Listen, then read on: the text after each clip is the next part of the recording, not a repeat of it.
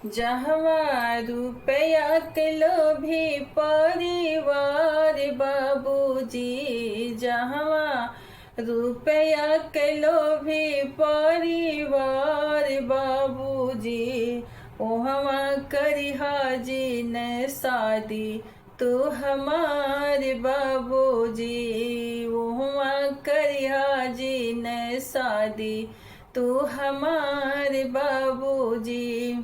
कहवा से लैबा बाबू दान दहेजवा, कहवा से लैबा बाबू दान दहेजवा, कहवा से लोभी के तू मान पूरा हो, कहवा से लोभी के तू मान पूरा कर बा हमारे बाबूजी।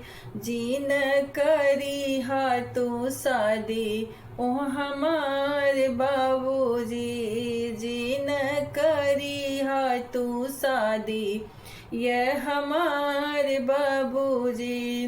बड़ी बड़ी अटरिया है बड़ी सी महलिया, बड़ी बड़ी अटरिया बड़ी समहलिया, परिवार प्यासा ही कोई नहीं हो, परिवार के ही प्यासा कोई नहीं हो, बस दहेज के लोभी संसार बाहो, बस दहेज के लोभी संसार बटे हो।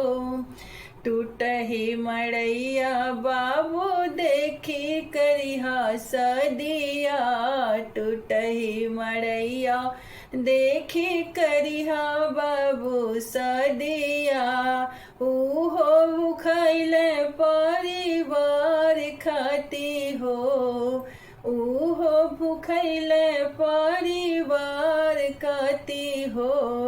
जीन करिहा हमारी शादी ये मोहलिया में, जीन करिहा हमारी शादी तू मोहलिया में।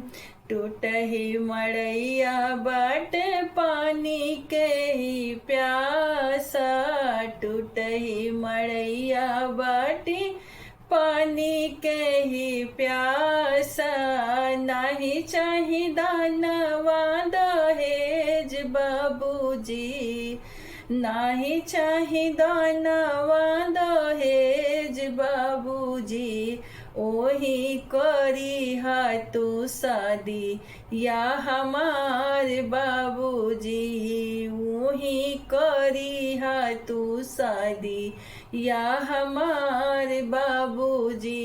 जहाँ परिवार लोभे परिवार बटे हो, ओही करी हा तू शादी या हमारे बाबूजी।